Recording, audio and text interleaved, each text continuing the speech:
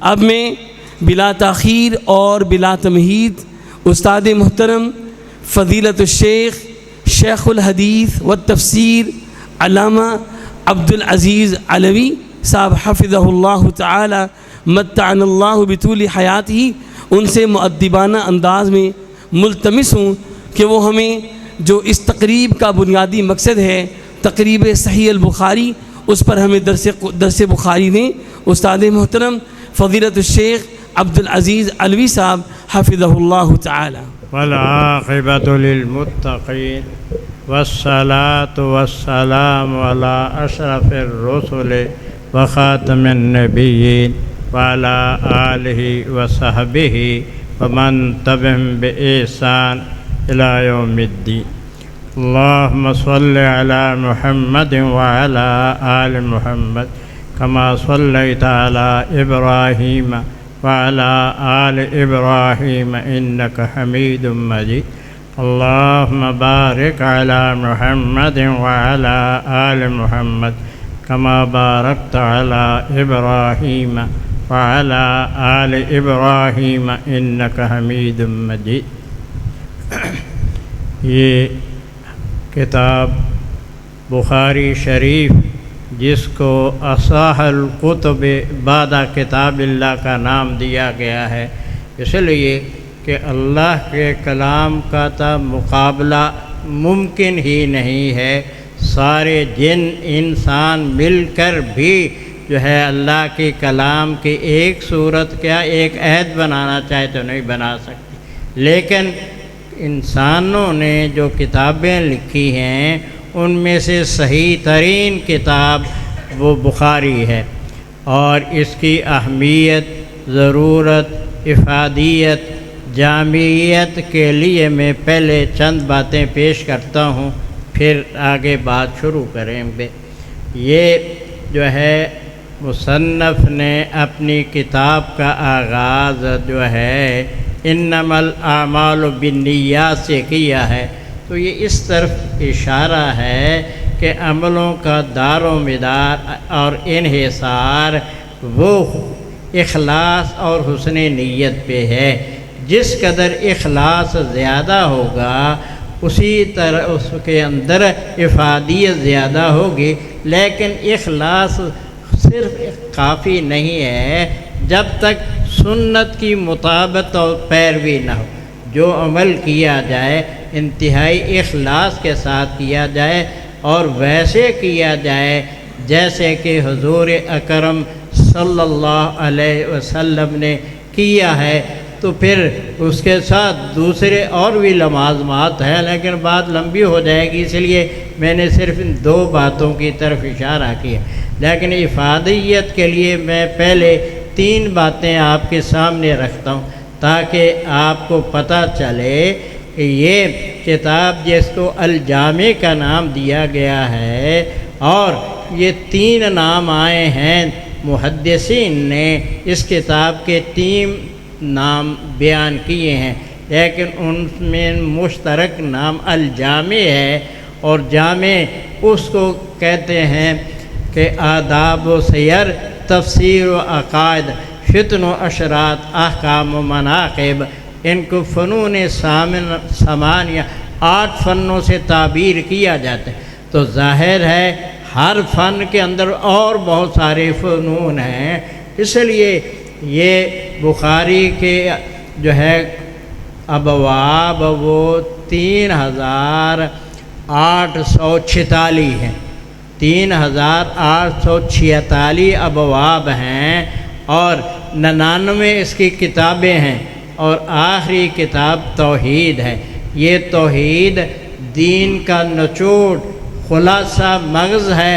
توحید ہے تو پھر عمل قبول ہے، اگر توحید نہیں ہے تو عمل قبول نہیں ہے۔ تو میں پہلے 3 باتیں بتاتا ہوں۔ ان میں پہلی بات یہ ہے کہ امام مالک کا موطا، اس کے ایک راوی ہیں ابو مصعب زہری المدنی۔ ابو مصعب زہری المدنی اس کے ایک موطا کے راوی ہیں، اور ظاہر آخری دور کے راوی ہیں، کیونکہ حضرت امام مالک رحمہ اللہ کی ولادت 93 ہجری ہے اور وفات جو ہے 179 ہے، اور اس کی ولادت 150 ہے اور 242 میں اس کی وفات ہے۔ تو اس کا معنی یہ آخری دور کے راوی ہیں۔ تو یہ جو ہے انہوں نے کہا کہ محمد بن اسماعیل افقہ عندنا و ابصر بالحدیث من احمد بن حنبل، کہ ہمارے نزدیک محمد بن اسماعیل امام بخاری امام احمد سے بھی زیادہ جو ہے حدیث کا فہم رکھتے ہیں، اس کی گہرائی میں اترتے ہیں، اس کے حقائق معرفت تک ان کی رسائی ہے، اور ابصر بالحدیث، حدیث کی بھی بصیرت زیادہ ہے کہ کون سی حدیث صحیح ہے، کون سی صحیح نہیں ہے، کس کا کیا درجہ ہے۔ تو ایک حاضرین میں سے کوئی کہنے لگا کہ تجاوزت الحد، بھئی آپ نے حد کو پار کر لیا ہے، اس لیے کہ امام احمد وہ امام بخاری کے استاد ہیں، تو آپ نے امام احمد جو بخاری کے استاد ہیں، استاد پہ جو ہے شاگرد کو ترجیح دی، اور آپ جانتے ہیں ائمہ اربعہ میں امام احمد بن حنبل کا نام بھی آتا ہے، 4 امام معروف ہیں، اگرچہ یہ ایک خلاف فطرت بات ہے کہ اسلام اتنا بانجھ نہیں ہے کہ اس نے 4 امام ہی پیدا کی، ہزاروں امام ہیں، لیکن بہرحال آج 4 ناموں کا نام جو ہے وہ آتا ہے، تو ان میں ایک امام احمد بن حنبل بھی ہیں، تو اس لیے اس نے یہ کہا۔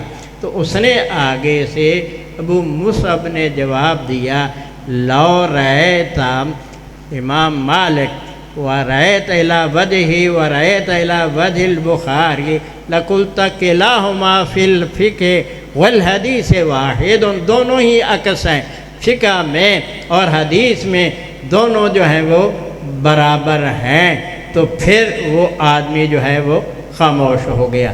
تو اس کا معنی کیا ہوا کہ امام بخاری جس کو ہم کیا کہتے ہیں، سید المحدثین بھی ہیں اور سید الفقہاء بھی ہے اور رئیس المتکلمین بھی ہے، 3 ہی جو ہے وہ بنیادیں ہیں، یا جو ہے کیا ہے حدیث ہے، یا فقہ ہے، اور یا علم کلام ہے، اللہ کی صفات اور کے بارے میں، اسماء کے بارے میں جو ہے وہ بحث ہے۔ ان تینوں فنون میں امام بخاری سب سے آگے ہیں، تو اس لیے جو ہے اعلیٰ عن المدح حتی ما یظن بہ، وہ مدح و تعریف سے بلند و بالا ہے، ما یظن بہ، اور مدح سے اس کو زینت نہیں دی جا سکتی۔ کانما المدح من مقدار یضع، اس کی تعریف کرنا گویا کہ اس کو گرانا ہے، اس کے مقام و مرتبہ سے نیچے اتارنا ہے، وہ مدح و ثنا سے بلند و بالا ہے۔ لہو کتاب تلو کتاب الہدیٰ، اور اس کے وہ کتاب لکھی ہے جو کتاب اللہ کے بعد ہے، اصل کتاب اللہ ہے، لیکن کتاب اللہ کے سمجھنے کے لیے حدیث کی ضرورت ہے، حدیث کے بغیر کتاب اللہ کو سمجھا نہیں جا سکتا، قرآن کو سمجھا نہیں جا سکتا۔ آسانی کے لیے اب یوں کہہ سکتے ہیں کہ قرآن مجید میں نماز کا، زکوٰۃ کا بار بار تذکرہ آیا ہے، لیکن کہیں جو ہے وہ نماز کی کیفیت، شکل، صورت بھی بتائی گئی ہے کہ نماز جو ہے وہ زور کی کتنی رکھتے ہیں، اس میں رکوع کتنے، سجدے کتنے، تلاوت کہاں ہے، یہ ساری کہاں سے ملے گی؟ یہ حضور اکرم صلی اللہ علیہ وسلم نے بتائی ہے۔ زکوٰۃ کی تفصیلات ساری آپ نے بتائی ہیں۔ یہ کیا ہے؟ اس کے بغیر قرآن کو سمجھا نہیں جا سکتا۔ قرآن کے سمجھنے کے لیے اس کی ضرورت ہے۔ مثال کے طور پر آپ یہ بھی کہہ سکتے ہیں کہ جب یہ آیت مبارک اتری کہ الذین آمنوا ولم یلبسوا ایمان بظلم اولئک لهم الامن وهم مہتدون، الذین آمنوا، جو لوگ ایمان لائے، وَلَمْ يَلْبِسُوا ایمانہم بظلم، اور انہوں نے ایمان میں ظلم کی آمیزش نہیں کی، ظلم کو ایمان کے ساتھ ملایا اولئک لہم، بس انہی کے لیے امن ہے، وہم مہتدون، اور وہی سیدھی راہ پہ چلنے والے۔ تو صحابہ سارے پریشان ہو گئے، کہنے لگے جی اینا لم یظلم، کس نے ظلم نہیں کیا؟ اس لیے کہ ظلم کی 3 صورتیں۔ سب سے پہلا نچلا ظلم کیا ہے کہ انسان برائی کرے، بدی کرے، برائی کرے گا، بدی کرے گا تو اس کا جو ہے سزا یا مواخذہ کس سے ہوگا؟ مثلا ایک انسان نماز نہیں پڑھتا تو وہ اس کو سزا کس کو ملے گی؟ اسی کو ملے گی۔ اور یہ ابتدا۔ دوسرا کیا ہے ظلم؟ دوسروں کا مال غصب کرنا، جس طرح آج کل ہو رہا ہے، سب ایک دوسرے کو دھوکہ دیتے ہیں اور جو ہے وہ ایک دوسرے کا مال چھینتے، بڑا بھائی چھوٹے بھائی کا حصہ مارتا ہے، بہنوں کے حصے مارتے ہیں، دوسرے عزیز و اقارب کے حصے مارتے ہیں۔ تیسرا یہ ہے کہ وہ اللہ کے ساتھ شریک ٹھہرایا جائے، جس طرح حضرت لقمان نے اپنے بیٹے سے کہا یا بنی لا تشرک باللہ ان الشرک لظلم عظیم، ان الشرک لظلم عظیم۔ تو آپ نے فرمایا یہاں مراد یہ ظلم عظیم ہے، شرک ہے۔ تو پھر صحابہ کی جو ہے وہ تسلی ہوئی۔ تو یہ کیا ہے؟ تو دوسری یہ جو ہے ابو مصعب، یہ امام مالک کے آخری شاگردوں میں سے ہیں اور امام بخاری کے استاد ہیں۔ تو گویا کہ یہ دونوں کو سمجھتے ہیں، امام مالک کو بھی سمجھتے ہیں، امام بخاری کو بھی سمجھتے ہیں، کیونکہ ان کے استاد ہیں۔ تو پھر جو ہے انہوں نے یہ ترجیح دی کہ امام مالک کو بھی دیکھا، امام بخاری کو بھی دیکھا، پھر یہ کہا کہ دونوں فقہ میں اور حدیث میں ایک دوسرے کا پرتو ہیں، ایک دوسرے کا عکس ہے۔ دوسری بات یہ ہے کہ امام محمد بن حسن شیبانی رحمہ اللہ جو حنفی مسلک کے امام الائمہ ہیں، حنفی مسلک کی جس قدر پرچار کیا ہے وہ سب سے زیادہ پرچار امام محمد بن حسن شیبانی نے کیا ہے۔ تو یہ 3 سال تک امام مالک سے بھی پڑھتے رہے، امام ابو حنیفہ اور امام مالک دونوں کے رحمہم اللہ کے شاگرد ہیں، اس لیے دونوں کو یہ اچھی طرح سمجھتے ہیں۔ تو یہ محمد بن حسن شیبانی انہوں نے جو ہے موطا لکھا ہے، موطا امام محمد، اس میں زیادہ روایتیں امام مالک کی۔ بہرحال یہ ایک دن انہوں نے حضرت امام شافعی رحمہ اللہ سے جو ہے ایک مسئلے میں بحث کی، مناظرہ کی ہے، اور جو ہے وہ امام شافعی وہ امام مالک کے خصوصی شاگرد ہیں، امام شافعی امام مالک کے خصوصی شاگرد ہیں۔ تو یہ امام محمد بن حسن امام شافعی سے کہنے لگے ایہما عالم بالکتاب استاذنا و استاذکم، بھئی جو ہے کتاب اللہ کا زیادہ ماہر وہ تمہارا استاد امام مالک ہے یا ہمارا استاد ابو حنیفہ ہے؟ قال علی الانصاف والعدل، عدل اور انصاف چاہتے ہو؟ کہنے لگے ہاں اشہدک باللہ، اللہ کے واسطے سے میں تمہیں کہتا ہے عدل و انصاف سے بات کرو۔ کہنے لگا یہ جو ہے استاذوں کو کہ وہ تمہارا استاد اس میں زیادہ ماہر ہے۔ تو کتاب اللہ کی زیادہ مہارت کس کو ہے؟ امام ابو حنیفہ کے مقابلے میں امام مالک وہاں بخیل محمد بن حسن شیبانی۔ پھر انہوں نے پوچھا ایہما عالم بالسنہ، سنت کو کون زیادہ جانتا ہے؟ نبی صلی اللہ علیہ وسلم کے اقوال، افعال، تقریرات کو جو ہے سب سے زیادہ کون جانتا ہے؟ اس نے کہا العدل والانصاف، کہا اشہد باللہ۔ کہنے لگا استاذوں کو، اس میں جو ہے وہ تمہارا استاد یعنی امام مالک زیادہ ماہر ہے، کتاب اللہ کا بھی زیادہ وہ ماہر ہے اور وہ سنت کا بھی زیادہ ماہر ہے۔ پھر اس نے تیسرا سماعت کیا ایہما عالم باقوال الصحابہ والتابعین، صحابہ والتابعین کے اقوال کون جانتا ہے؟ اس لیے کہ کتاب و سنت کو سمجھنے کے لیے صحابہ و تابعین کے اقوال کی ضرورت ہے، ان کو جو ہے سمجھا جائے گا تو پھر کتاب و سنت سمجھ آئے گی۔ اگر ان کو سمجھا نہیں جائے گا تو کتاب و سنت بھی سمجھے نہیں آئے۔ اس کا جو ہے وہ استاد حکم، اس نے کہا اس کے بعد کیا ہے، آخری بات وہ قیاس ہے۔ تو وہ قیاس انہی تین چیزوں پہ ہوتا ہے، تو جس کو ان تین چیزوں میں مہارت نہیں وہ قیاس کہاں کرے گا۔ پھر دوسری بات امام محمد نے یہ کہی کہ اپنے جو ہے شہر والے کوفہ والوں کو خطاب کرتے ہوئے کہ تمہارے ظلم، تمہاری زیادتی اور توہین کے لیے اتنی بات ہی کافی ہے کہ جس دن میں امام مالک کی روایات سنانے کا اعلان کرتا ہوں کہ فلاں دن میں امام مالک کی وہی روایتیں بیان کروں گا تو سارا مدرسہ بھر جاتا ہے، کوئی جگہ نہیں ملتی۔ اور جس دن میں یہ کہتا ہوں امام ابو حنیفہ کی روایات بیان کروں گا تو 5-6 آدمی آتے ہیں۔ تو اس سے بڑا جو ہے توہین اپنے ائمہ کی کیا ہے کہ جب یعنی معنی کیا ہوا کہ لوگوں کو امام مالک سے اس قدر عقیدت تھی، محبت، پیار تھا، اعتماد تھا کہ وہ جوک در جوک جو ہے وہ آتے تھے۔ تو یہ کیا ہے، یہ اب 3 چیزوں کی ضرورت ہوئی۔ ایک کیا ہے، کتاب اللہ، دوسرا سنت رسول، تیسرا صحابہ اور جو ہے تابعین کے اقوال۔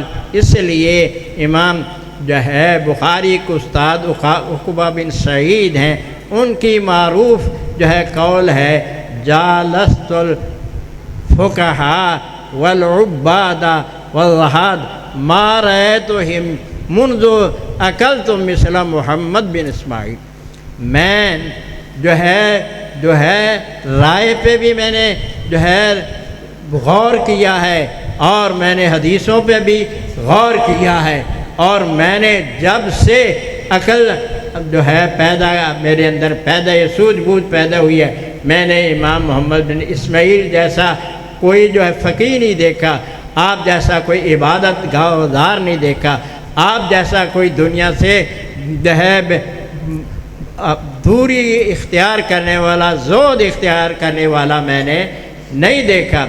اور کہنے کے کہ لو کان فی زمن حسن البصری، اگر وہ حسن بصری کے دور میں ہوتا جس کو سید التابعین کہا جاتا، حسن بصری سید التابعین ہیں، 110 ہجری میں وہ فوت ہوئے ہیں اور حضرت ابو ہریرہ رضی اللہ عنہ کے داماد ہیں، تو سید التابعین وہ کہتے ہیں وہ بھی اگر ہوتا جو ہے لا تاج الیہ، تو وہ بھی جو ہے امام بخاری کا محتاج ہوتا۔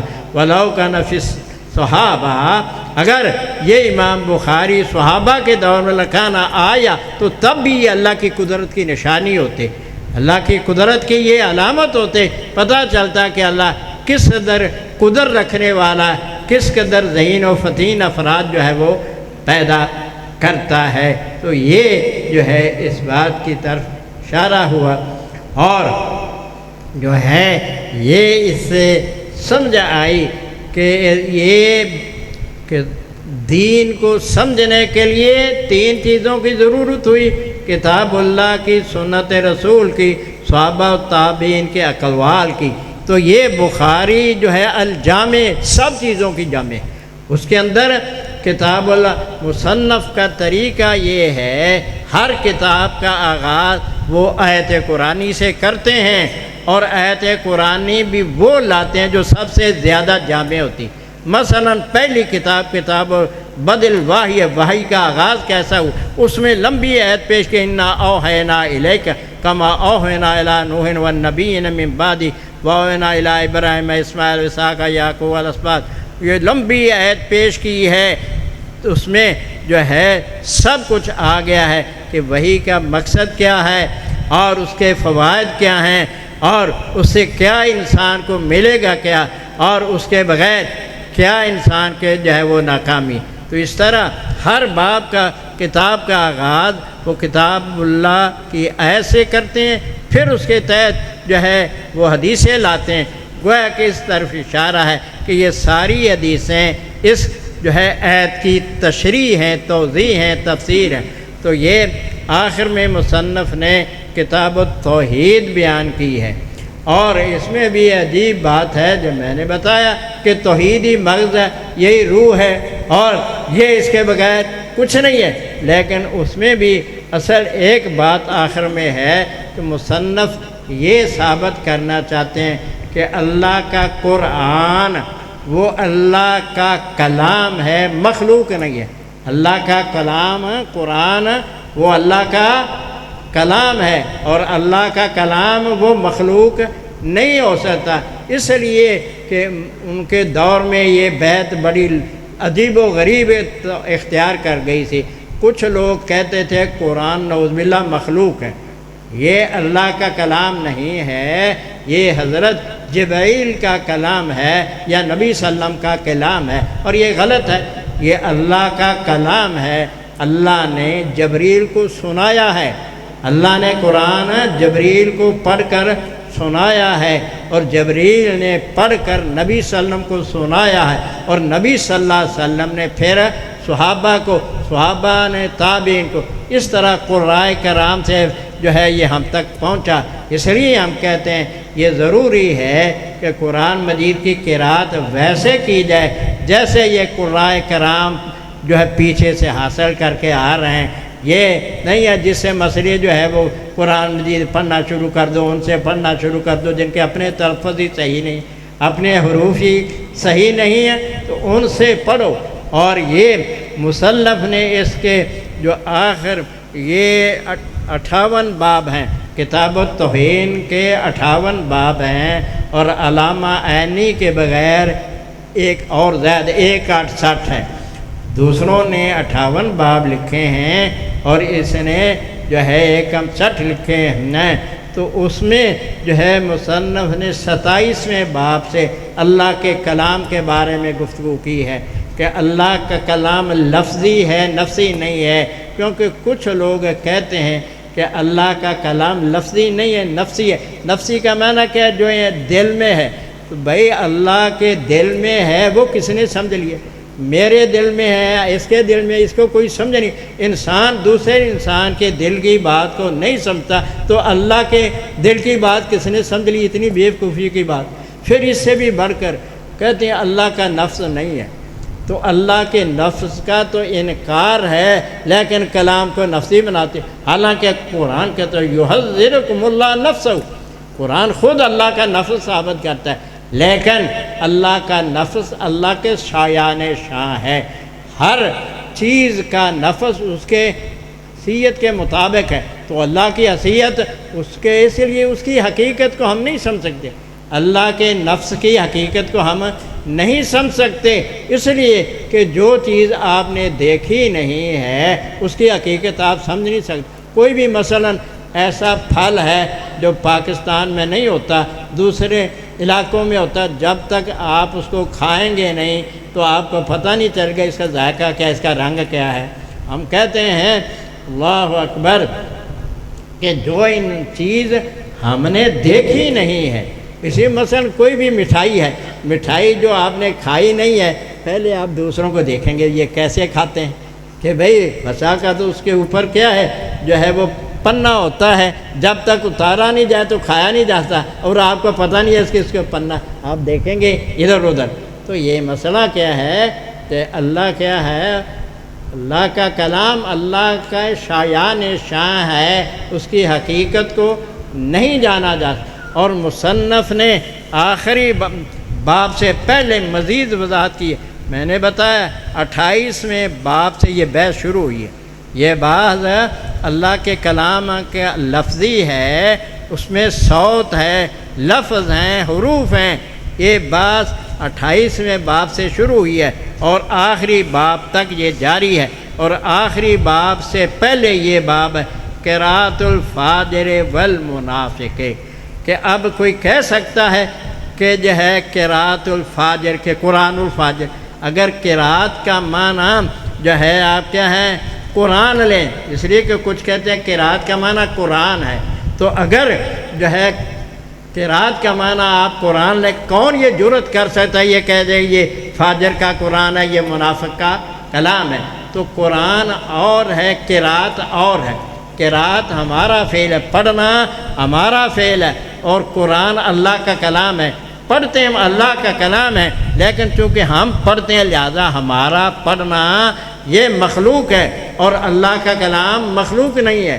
ہمارا پڑھنا، میرا پڑھنا، آپ کا پڑھنا قرآن کو یہ ہمارا پڑھنا ہے، اس لیے یہ تو کیا ہے مخلوق ہے، کیونکہ ہم مخلوق ہیں، اس لیے قرات الفاجر، فاجر کی قرات، وگرنہ ابھی میں نے کہا کون جرأت کرے گا قرآن الفاجر کہ فاجر کا قرآن اور منافق کا قرآن، وَأَصْوَاتُهُمْ وَتِلَاوَتُهُمْ لَا تُدْحَ نَادِذًا، اور یہ منافق اور یہ جو فاجر ہیں ان کی قرات جو ہے گلے سے نیچے نہیں جاتی، یعنی اثر نہیں ہوتا، وہ ان سے کوئی سبق حاصل نہیں کرتے، کوئی ہدایت حاصل نہیں کرتے۔ اور دوسرا ہم یہ معنی یہ کرتے ہیں کہ اللہ کے ہاں شرف قبولیت حاصل نہیں کرتا، تو کون کہہ سکتا ہے اللہ اپنے قرآن کو شرف قبولیت نہیں دیتا؟ اگر قرآن اور قرات ایک ہے تو معنی کیا ہوا کہ اللہ کے ہاں قرآن کو شرف نہیں حاصل، سعادت حاصل نہیں ہے۔ تو یہ مصنف نے دلیل دی کہ تلاوت اور ہے مطلوب، اور ہے قرات اور ہے مقروب، اور ہے تلاوت ہمارا کلام ہے، قرآن پڑھنا ہمارا کام ہے، لیکن جس کو ہم پڑھتے ہیں وہ مطلوب، وہ اللہ کا کلام ہے، مقروب وہ اللہ کا کلام ہے۔ اس کی طرف جو ہے مصنف نے پھر آگے حدیث پیش کی ہے، لیکن وہ میں چھوڑتا ہوں کیونکہ بات لمبی ہو جائے گی۔ اس کے بعد پھر مصنف نے جو ہے یہ آخری بات قائم کیا، قول اللہ و نزل موازین القسط لیوم القیامہ۔ تو میں نے ابھی بتایا کہ مصنف کا طریقہ یہ ہے کہ قرآن کی سب سے جامع آیت لاتے ہیں، مضمون کے لیے سب سے جامع آیت لاتے ہیں۔ تو یہ وزن اعمال کا 5 آیتوں میں ذکر ہے، وزن اعمال کا 5 آیات میں ذکر ہے۔ سب سے پہلے سورۃ اعراف میں ہے، تو یہ بھی عجیب بات ہے، 5 صورتیں اور 5 ہی مکی ہیں، یہ ان میں مدنی صورت کوئی بھی نہیں ہے۔ مکی صورتوں میں ہی گویا کہ انسانوں کو آگاہ کر دیا گیا کہ یہ دیکھو تمہارے اعمال کو تولا جائے گا، اور تول تبھی وزن پیدا ہوگا جب اس میں اخلاص ہوگا، سنت کی مطابقت ہوگی، موقع اور محل کے مطابق ہوگے، اور اس میں دیکھا جائے گا کہ جو ہے جس نے تلاوت کی ہے اس کے جسم پہ اس کا اثر کیا ہے، اور اس کے جو ہے دوسروں نے اسے کیا اثر لیا، تو یہ ساری چیزیں دیکھی جائیں گی۔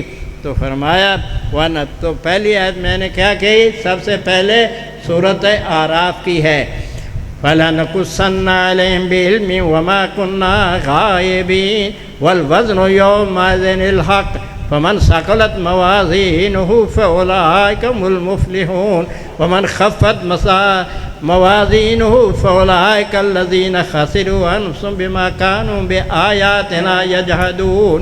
یہ سب سے پہلے۔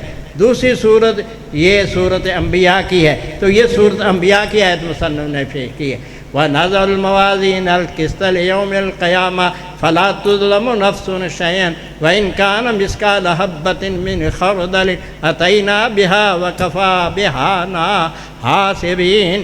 فرمایا وَنَضَعُ الْمَوَازِينَ الْقِسْطَ لِيَوْمِ الْقِيَامَةِ، قیامت کے دن ہم جو ترازو رکھیں گے، کیونکہ جو ہے وہ کس لیے ترازو رکھیں گے، تاکہ پتہ چلے کہ اس کے اندر، اس کے عمل کے اندر وزن کرا۔ تو یہ نَضَعُ الْمَوَازِينَ الْقِسْطَ، تو قسط کا لفظ ہے، اور قسط کہتے ہیں عدل اور انصاف کو۔ کس کو کہتے ہیں؟ عدل اور انصاف کو۔ اقیم الوزن بالقسط ولا تخسروا المیزان۔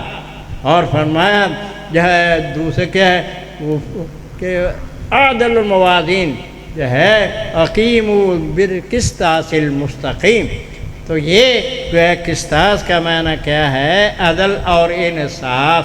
لیکن یہ عجیب بات ہے کہ قسط اگر یہ زیر کے ساتھ ہے تو اس کا معنی ہے عدل اور انصاف، اور قسط ہے تو اس کا معنی ظلم و زیادتی۔ قسط ہے تو یہ کیا ہے؟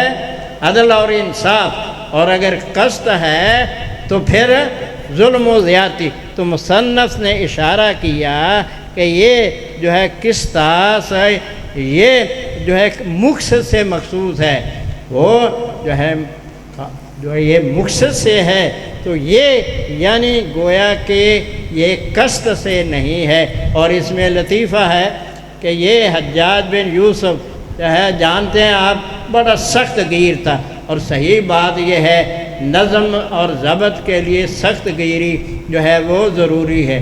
اگر نرم آدمی ہے تو اس کو کوئی اہمیت نہیں دیتا، اگر سخت ہے، گرفت مضبوط ہے۔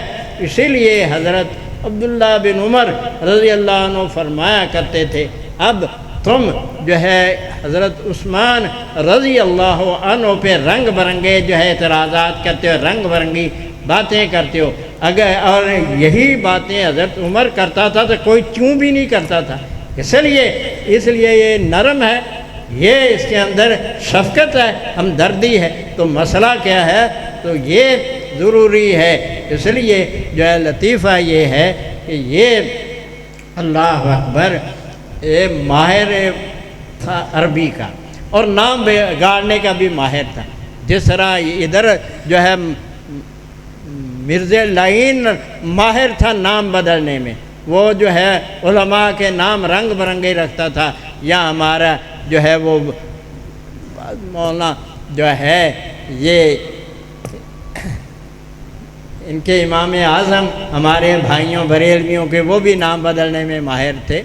تو وہ نام جو ہے سعید بن جبیر کو کہتا تھا سعید شقی بن قصیر۔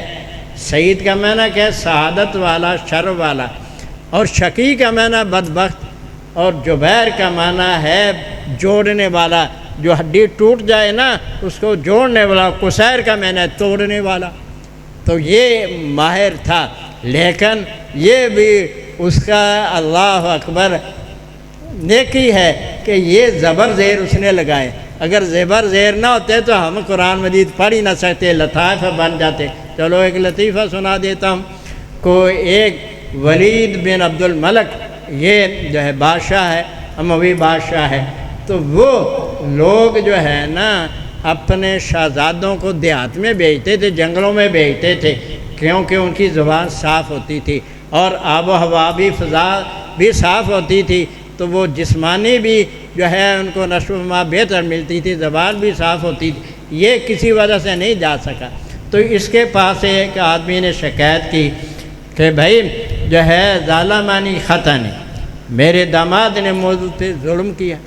ظالمانی خطا نہیں، میرے داماد نے مجھ پہ ظلم کیا۔ وہ کہتا من خطا نہ کا، اور تیرا جو ہے خطرے کس نے کیے؟ تو مانا کیا، کس وجہ سے یہ ہوا؟ تو اس وجہ سے، اسی لیے یہ عہد مسئلہ یہ ہے اللہ اکبر کہ یہ اللہ تعالیٰ نے کہنا ان اللہ بری من المشرکین ورسولہ، ان اللہ بری من المشرکین، اللہ بیزار ہے مشرکوں سے، ورسولہ، اور اس کا رسول بھی، وہ بھی مشرکوں سے بیزار ہے۔ ایک بدبخت نے پہاڑا ان اللہ بری من المشرکین ورسولہ، تو معنی سارا خراب۔ تو یہ کیا ہے؟ یہ زبر زیر لگانا، یہ اس کا ایک نیکی ہے۔ زبر زیر اس نے جو ہے لگوائے ہیں تو ہمارے لیے جو ہے وہ صورت پیدا ہو۔ تو بہرحال یہ جو ہے حجاج بن یوسف جو حضرت سعید بن جبیر کا بہت بڑا مخالف تھا، وہ بیچارہ سعید بن چھپتا چھپتا پھرتا تھا جو ہے، لیکن حکومت اگر کسی کو پکڑنا چاہے تو وہ کہیں اس کو چھپنے نہیں دیتی، جو ہے اگر چھپتا ہے نا تو وہ ان کی افیسروں کی جو ہے مہربانی سے چھپ سکتا ہے، پتہ نہیں۔ وہ پکڑا گیا تو وہ جو ہے کہتا ہے ما تقول فیہ، اور میرے بارے میں تو کیا کہتا ہے؟ سعید بن جبیر کو کہتا ہے ما تقول فیہ، کہنے لگا قاسط عادل، قاسط عادل۔ سارے حیران ہو گئے کہ بھائی یہ اتنا جلیل قدر امام ہے اور یہ اس کو قاسط اور عادل کہہ رہا ہے، اس کو قاسط اور عادل کہہ رہا ہے۔ لیکن میں نے بتایا وہ بڑا ماہر تھا، وہ کہنے لگا جعلنی جو ہے ظالمان مشرکا۔ کیا تم نے یہ آیت نہیں پڑھی وَأَمَّا الَّذِينَ كَفَرُوا بِرَبِّهِمْ يَعْدِلُونَ، وَأَمَّا الَّذِينَ كَفَرُوا جو کافرہ بے ربہم یعدلون اپنے رب کے برابر لوگ ٹھہراتے ہیں، تو یہ کیا ہے؟ عادلہ بہی کا معنی ہوتا ہے برابر کر، اور عادلانوں کا معنی دور ہٹنا، تو یہ جو ہے فرق پڑ جاتا ہے زبر زیر سکا، تو وہ کہن اور جہالن اکاد، اور یہ تم نے نہیں پڑھا وَأَمَّا الْقَاسِطُونَ فَكَانُوا لِجَهَنَّمَ حَطَبًا، وَأَمَّا الْقَاسِطُونَ فَكَانُوا لِجَهَنَّمَ حَطَبًا، قاسط کیا وہ جہنم کا ایندھن بنے۔ تو دیکھے کتنا ماہر ہے کہ وہ اس کی ضمیر کو سمجھ گیا کہ اس کا مقصد کیا ہے۔ باقی سارے حیران ہو گئے، بھی اس کو قاسط کہہ رہا ہے، اس کو عادل کہہ رہا ہے، اور قاسط تو عادل منصف کو کہتے ہیں اور عادل بھی ان کو کہتے ہیں۔ تو اس نے پھر جب وضاحت کی تو پھر سارے حیران ہو گئے۔ تو یہ کیا ہے؟ تو یہ اس لیے اشارہ اس بات کی وَنَزَلَ الْمَوَازِينَ الْقِسْطَ لِيَوْمِ الْقِيَامَةِ، اب لیوم القیامہ کے بھی ہم لام کی بحث لمبی چوڑی کرتے ہیں کہ 5-6 معنی ہم لام کے بیان کرتے ہیں، لیکن ادھر کیا کرنے ہیں؟ بہرحال اتنا فی یوم القیامہ چلو آسان معنی کہ قیامت کے دن ہم کیا کریں گے؟ نازل الموازین القسط، عادلانہ جو ہے ترازو قائم کریں گے۔ پھر کہتے ہیں موازین تو جمع ہے اور قسط مفرد ہے، تو جو ہے جمع کی صفت بھی جمع آنی چاہیے۔ تو یہ کیا ہے کہ قسط مفرد ہے اور موازین جمع ہے۔ تو مصنف بڑا عجیب آدمی ہے، بڑی نظر ہے، 2 جگہ بخاری میں اس نے اس کا جواب دیا۔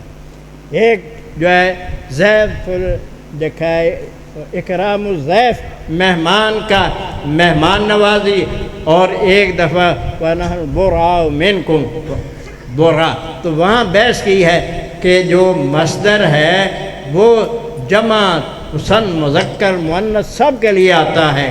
اس لیے الفیہ ابن مالک ہماری مشہور نحو کی کتاب ہے، وہ کہتے ہیں نعتوا بمصدر کثیرا والتزم الافراد والتذکیرہ، اور نعتوا بمصدر کثیرا عام طور پر مصدر کو صفت بناتے ہیں لیکن پابندی کرتے ہیں افراد مفرد ہوگا اور مذکر ہوگا۔ تو یہ اس لیے مصنف نے جو ہے یہ کہا، اور پھر کہا وہ ملک کا مصدر المقسط وهو العادل واما القاسط هو الجائر۔ تو میں نے کیا بتایا؟ قاسطا یکسط قسوطا اور قسطن ہو تو یہ جائر کے معنی میں، اور قاسطا یکسط قسطن ہو تو یہ عدل و انصاف ہے۔ تو باب کے فرق سے معنی میں فرق پڑ گیا، اس لیے مصنف نے بتا دیا کہ جو ہے یہ قسط یہ مقسط کا مصدر ہے، اور وَأَقْسِطُوا إِنَّ اللَّهَ يُحِبُّ الْمُقْسِطِينَ، وَأَقْسِطُوا إِنَّ اللَّهَ يُحِبُّ الْمُقْسِطِينَ، گویا کہ اقسطوا قسط سے ہے، اقسطوا قسط سے ہے، لہذا مقسط قسط والے مصدر سے ہے، قسط یا قسوط والے مصدر سے نہیں ہے۔ وَهُوَ الْجَائِرُ۔ اس کے بعد حدثنا ابن اشکاب، یہاں بھی مصنف نے عجیب طریقہ اختیار کیا۔ سب سے پہلا راوی وہ مصنف حدثنا الحمیدی، تو گویا کہ حمد سے آغاز کیا۔ حمد سے ہمارا پیغمبر کا نام کیا ہے؟ محمد اور احمد، تو جو ہے مصنف نے کیا کیا؟ اپنا نام بھی محمد ہے، مصنف کا اپنا نام بھی محمد ہے، اور پیغمبر کے معروف ترین نام پہلی کتابوں میں آپ کا نام احمد ہے۔ مبشرم برسول یاتی من بعد اسمہ احمد، عیسیٰ علیہ السلام مبشرم برسول یاتی من بعد یاتی، اور قرآن میں محمد الرسول اللہ والذین معہ، تو قرآن میں نام آپ کا محمد ہے اور پہلی کتاب میں احمد، اور دونوں ہی ہیں۔ محمد وہ ہے جس کی بہت زیادہ تعریف کی جائے، وَشَكَّلَهُ مِنْ اسْمِهِ لَجِلُّهُ فَذُو الْعَرْشِ مَحْمُودٌ وَهَذَا مُحَمَّدُ۔ تو یہ کیا محمد کون ہے؟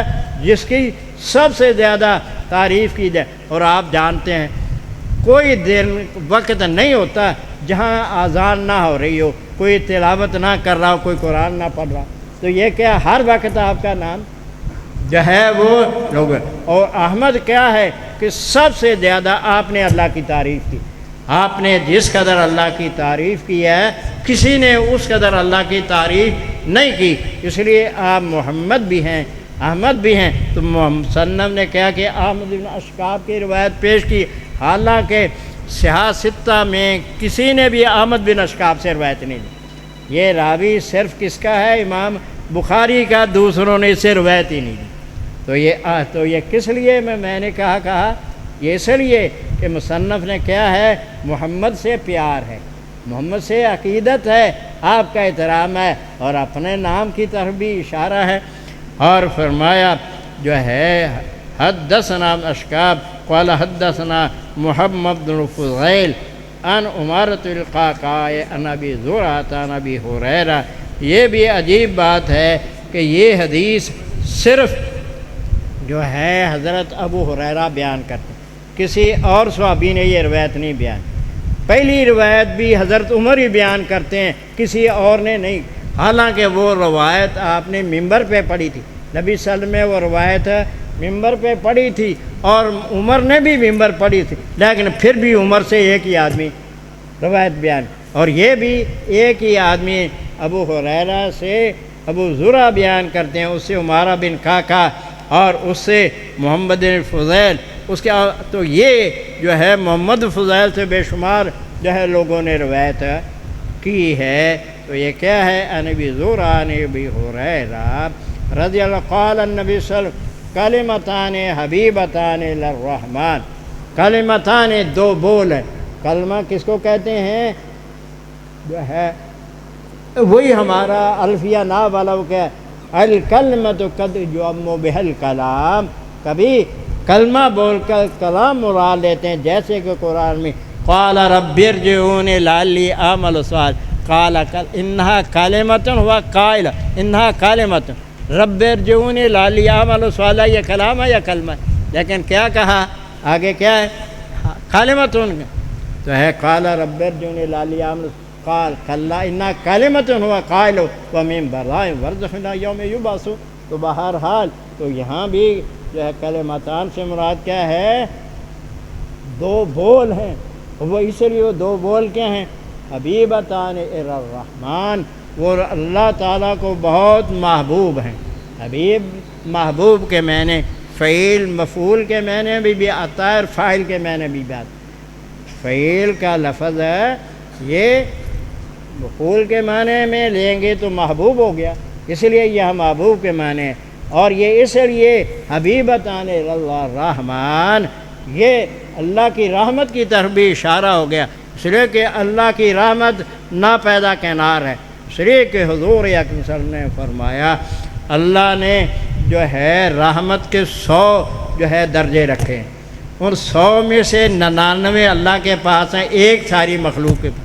اب آپ دیکھ لیں مخلوق اربوں خربوں ہیں، اور وہ کیا ہے جو ہر ایک میں محبت الگ الگ ہے، ہمارے اندر بھی برابر نہیں ہے. پھر جو ہے یہ بھیڑ بکریوں میں بھی، حتیٰ کہ کتوں اور بلیوں میں بھی اپنے بچوں کے لیے محبت پیار ہے یہ کس نے. تو اللہ کے پاس تو 99 رحمتیں، اس لیے یہ کہا، اس لیے یہ محبوب. اسی لیے جو ہے حضرت ابو ذر کی روایت ہے مسلم کی کہ نبی صلی اللہ علیہ وسلم نے فرمایا یا ابا ذر حل ادلک علی احب الکلام الی اللہ تعالی، کہ بھائی کیا محبوب ترین کلام نہ بتاؤں؟ اس نے بلا یا رسول اللہ جو ہے اخبرنی بحب الکلام قال مصطفی اللہ لملائکتہ سبحان اللہ و بحمدہ. مصطفی اللہ علیہ ملائکتہ سبحان اللہ والحمد. دوسرے میں یہی بھی بات ہے. تو افضل الکلام اس لیے احب الکلام ہے کہ یہ افضل الکلام ہے، اس لیے افضل کلام لا الہ الا اللہ. تو فرمایا حبیبتان الی الرحمن خفیفتان الی اللسان، لیکن پڑھنا بڑا آسان ہے. یہ کیا ہے؟ سبحان اللہ پڑھنے میں کیا دقت؟ ان میں کوئی لفظ مشدد شدت والا ثقل والا نہیں ہے کہ پڑھنا آدھا. تو یہ کیا ہے؟ ثقیلتان فی المیزان، میزان میں بہت زیادہ بھاری ہیں. میزان میں بھاری کیا ہیں؟ تو حضرت ابو ہریرہ کی ہی روایت بخاری میں پیچھے گزری ہے کہ من قال لا الہ الا 100 مرہ کل یوم، جو انسان 100 دفعہ جو ہے سبحان اللہ والحمدللہ کہتا ہے حطت خطایا وان کان مثل زبد البحر، سمندر کی جھاگ جیسے وافر بھی ہوں تو تب بھی وہ سارے جو ہے وہ گر جاتے. یہ کیا ہے؟ سبحان اللہ و بحمدہ. تو یہ تو 100 دفعہ ہے. اور اسی لیے ہر نماز میں آپ جو ہے کہتے ہیں سبحان اللہ والحمدللہ اللہ 33 دفعہ، 34 دفعہ، 100 دفعہ پورا ہو جاتا ہے، یا سبحان اللہ و بحمدہ سبحان اللہ العظیم 25 دفعہ کہہ لیا، سبحان اللہ و بحمدہ سبحان اللہ العظیم یہ 25 دفعہ کہہ لیا جاتا ہے، اور وہ کہنے ہیں سبحان اللہ والحمدللہ اللہ اکبر وہ 33 کہہ کر اللہ 34 کہہ کر 100 ہو جاتا ہے۔ تو یہ کیا ہے؟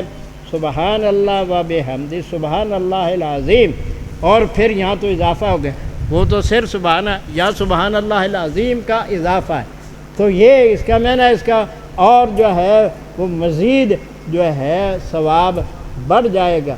اور دوسری بات یہ ہے کہ سبحان اللہ 2 دفعہ ہے، سبحان اللہ 2 دفعہ آیا ہے، لیکن بحمدہ ہی 1 ہی دفعہ، اس کی وجہ کہ اب العظیم آ گیا۔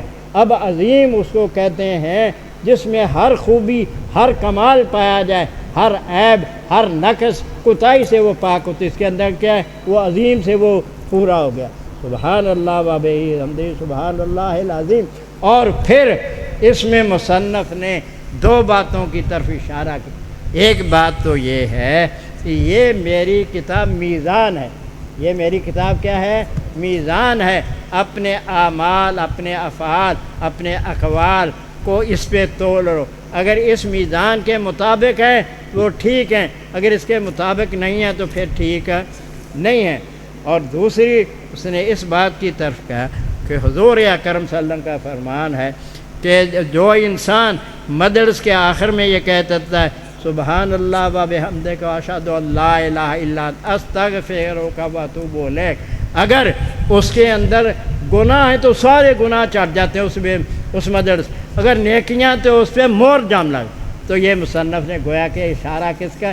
مدرس کے اختتام کی طرف بھی کر دیا کہ مدرس کا اختتام کس پہ کیا؟ اس روایت پہ کہ کیا ہے جو انسان من قال سبحانک اللہم ربنا و بحمدک اشہد ان لا الہ الا انت استغفرک و اتوب الیک، جو آدمی یہ کہے گا اگر وہ اس مجلس میں برائی کی ہے وہ ساری ختم ہو جائے، نیکیاں کی ہیں تو ان پہ مور لگ جائے گی۔ تو گویا کہ مصنف نے آخر میں کیا کر دیا؟ اختتام مجلس کی دعا بھی کر دی، سبحان ربک رب العزت عما یصفون سلام علی المرسلین والحمد للہ رب العالمین۔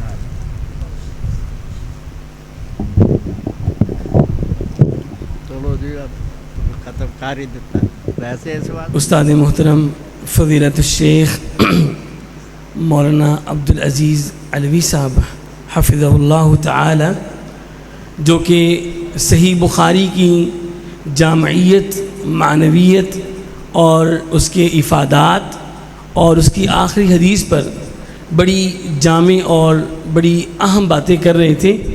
میں اللہ تعالیٰ سے دعا گو ہوں کہ اللہ تعالیٰ ان کا سایہ تادیر ہم پر سلامت رکھے، اور اللہ کریم ان کے علم و عمل سے ہمیں مستفید ہونے کی توفیق نصیب فرمائے۔